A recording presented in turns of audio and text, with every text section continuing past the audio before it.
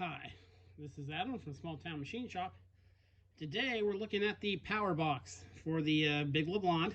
It's almost in position. But before you go hooking stuff to power, I like to do some cursory checks, and I'll show you what I do. Now, I was told this runs, but I didn't physically see it run, so we're going to do some quick checks before we let the smoke out.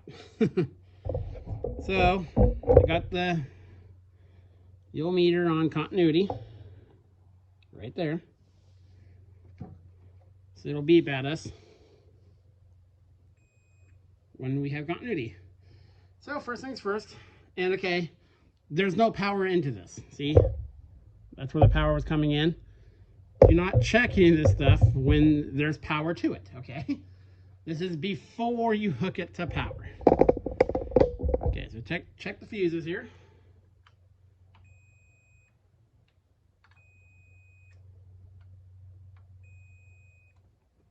Okay, now the disconnect is off. There should not be continuity between any of these. This is the breaker, the part that physically disconnects the power from the rest of it. There should not be continuity in any of these. And then I always check to ground. I always touch the ground post. This one's up over here. And I touch the stuff to make sure I got a good ground connection. And I touch everything.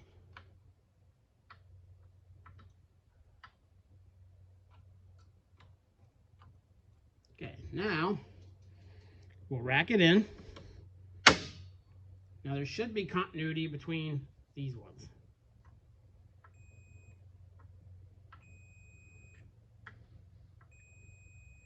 Okay, so far so good. Now, let me move you a little bit here. Switch sides. We're going to look at the mag starter. Trying to be a little more steady with my camera work here than I have been lately. So this is a mag starter. It uses line voltage to kick up, to turn on the coil, which kicks up the contactors. So this particular, then there's going to be a whole bunch of different layouts of these. This one, the incoming power, is going to the back row. This front row is when the coil has power. So again,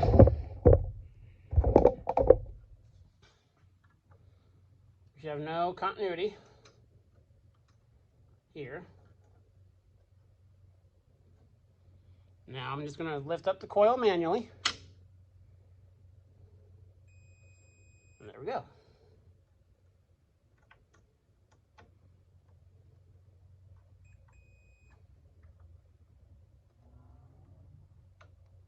It's hard to get. Okay. And being a three-phase motor, you will have continuity between all three of your, this is the motor side, between all three of your three wires down in the motor. So there we go. On the back side, you should not. Again, now, because we already checked everything before this to ground, I'm going to take the front, which is the motor leads, and touch each one to a ground source, and we should get no beeps.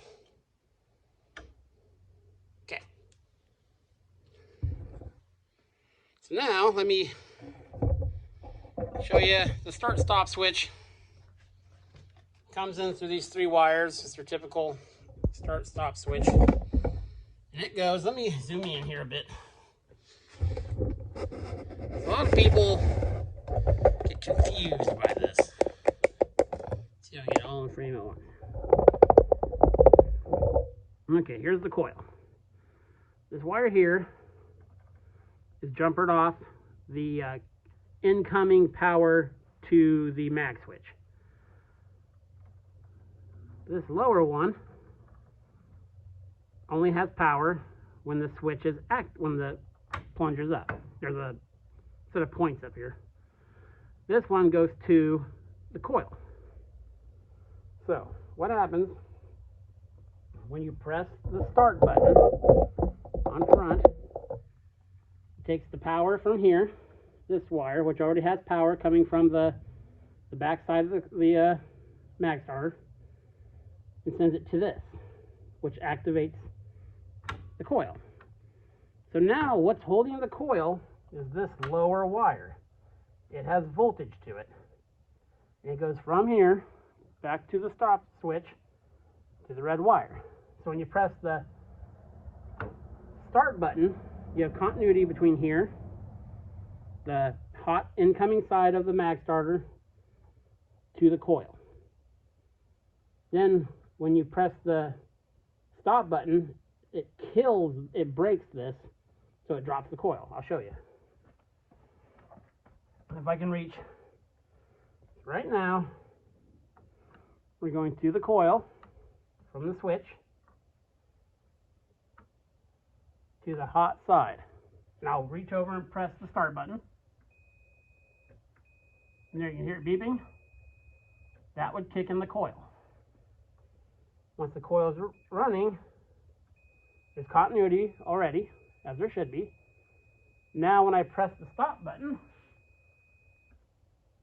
it stops. And that breaks the voltage going to the coil and drops it out.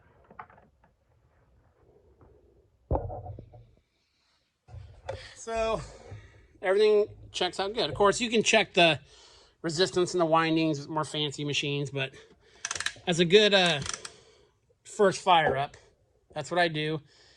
I'm going to eliminate some stuff. They're feeding. There's another start stop switch right there. If I can open this guy. Yeah. There's another mag starter up here that they're feeding off this. And it goes down here and out. It goes to the back of the lathe. So there was some other three-phase. Was it even three-phase? Yeah, three-phase thing they were powering. So I'm probably going to just remove this and undo this wiring. Clean up the contacts a bit while I'm in there. You know, stuff can be tidied up a bit. So yeah, those are my quick little checks that I recommend you do. Of course, if you have a normal 120 or 240 volt machine, you're not going to have any of this, you know, a lot of this stuff. But always check everything electrically with a tester before you put it to power, unless you saw it run. So yeah, we'll probably be test firing this machine probably Sunday. I gotta go get a few more electrical things to get it hooked up right. I changed the way I was gonna hook it up. Plus, I still need to pull the wire off and see if it's running high voltage or low voltage, because I still have the transformer. The big thing is I'm debating whether to put the transformer in right now and power it. We'll see. Yep. One step closer, guys. This is Adam from Small Town Machine Shop. Please comment, like, and subscribe, and thanks for watching.